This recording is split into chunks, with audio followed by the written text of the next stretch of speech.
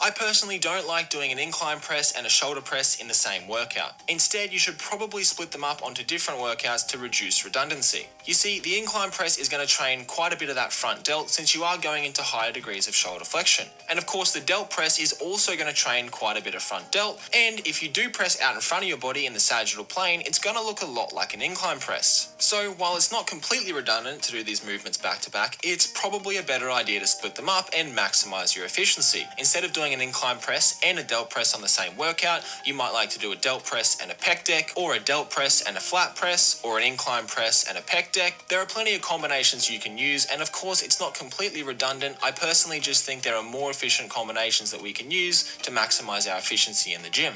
If you found this useful, I find this a bit of a weird take, and it's not so much the message that he's given in his video, it's a couple of the things he said in the comments. But let me just expand on it. First off, I don't have an issue with what you're saying about the sagittal plane press. With your hand position, it is very, very active, almost biasing the upper pec as well as the front delt. So if you're doing an incline press and a sagittal plane press in the same session, you're basically just duplicating movements with various different degrees, with whichever one's going to be more active than not. But it's such a small degree, you just duplicate movements. So I agree with him there. I also agree that we should be managing volume, or we want to call it redundancy. I don't have an issue with that. I do believe it's something that should be addressed, and a good programming would do that. But what I have an issue is this idea that the frontal plane press is somehow duplication of the incline press, just because the front delt's very, very active and all. But the front delt's also very, very active in a flat press.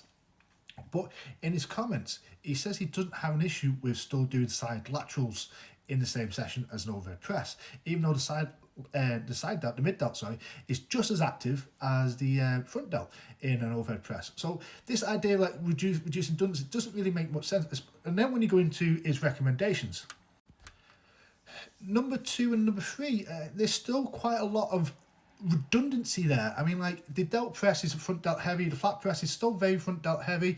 An incline press and a pec deck, your incline press is your upper pec, but you're still very, very sternocostal.